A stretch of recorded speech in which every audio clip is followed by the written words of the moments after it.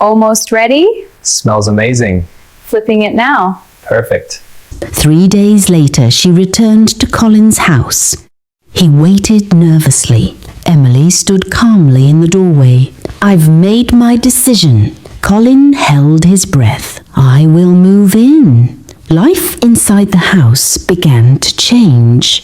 Not dramatically, but gradually. Emily started gardening in the backyard. Colourful flowers replaced the overgrown weeds. She cleaned rooms that had been untouched since Margaret passed away. Together, they repainted the living room walls. Soft cream colours replaced the faded paint. They changed the wallpaper in the hallway.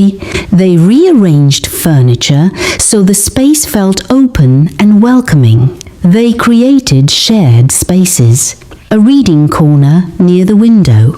A small breakfast table near the kitchen. A cosy sofa area for evening conversations. The house slowly began to breathe again. Soon their daily routines blended naturally. They read the same novels and laughed at the same pages.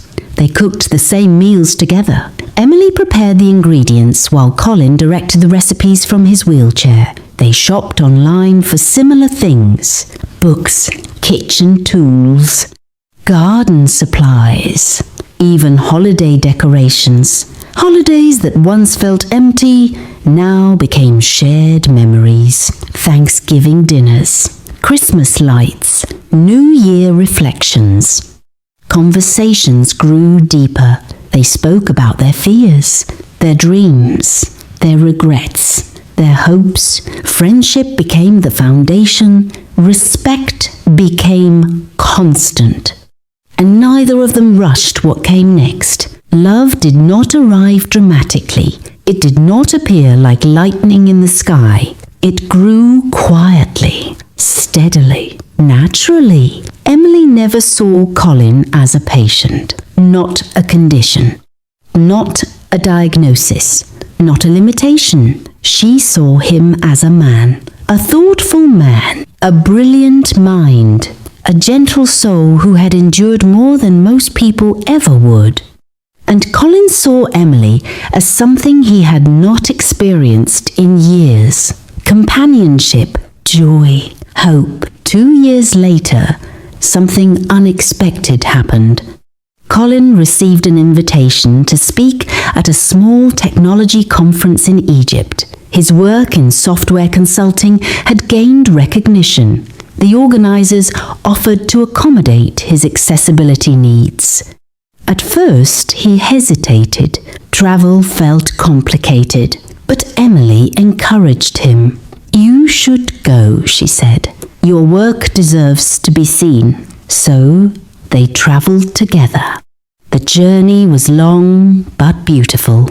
Egypt welcomed them with golden sunlight, warm breezes, ancient history carved into every stone. After the conference ended, they spent an evening walking along the banks of the Nile River.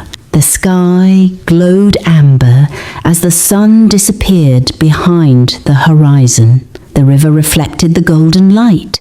For a long moment, they simply stood there in silence. Then Colin spoke. His voice trembled slightly. "Emily," she turned toward him. "Will you build a life with me?" Her eyes softened. A gentle smile spread across her face, and without hesitation, she said yes.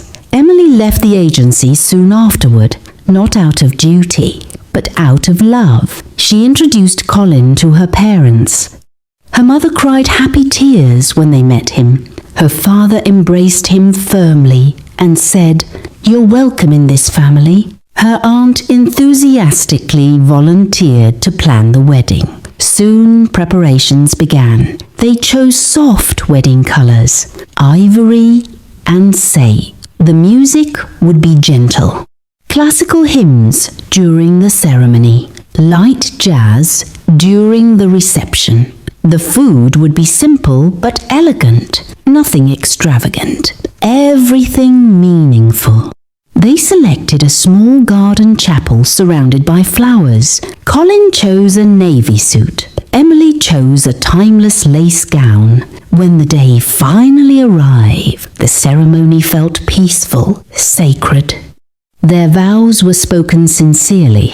No grand speeches.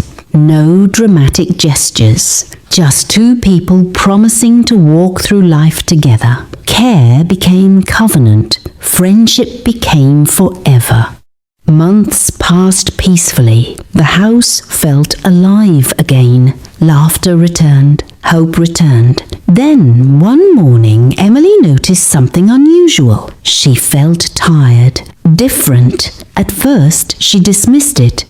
But the feeling continued. Finally, she took a test. And when the result appeared, her hands began to shake. Pregnant. Tears filled her eyes. Moments later, she began laughing through those tears. When she told Colin, he was speechless. Then he started laughing too. The house soon began preparing for something new, something miraculous. Tiny clothes were folded neatly. A crib was assembled carefully. Nursery walls were painted soft pastel colors. Hope filled every corner, but neither of them knew yet that life was about to bring another unexpected turn. Early one morning in 2025, Emily woke up with a sharp pain. She knew immediately. "It's time," she whispered. Within minutes, they were on their way to the hospital.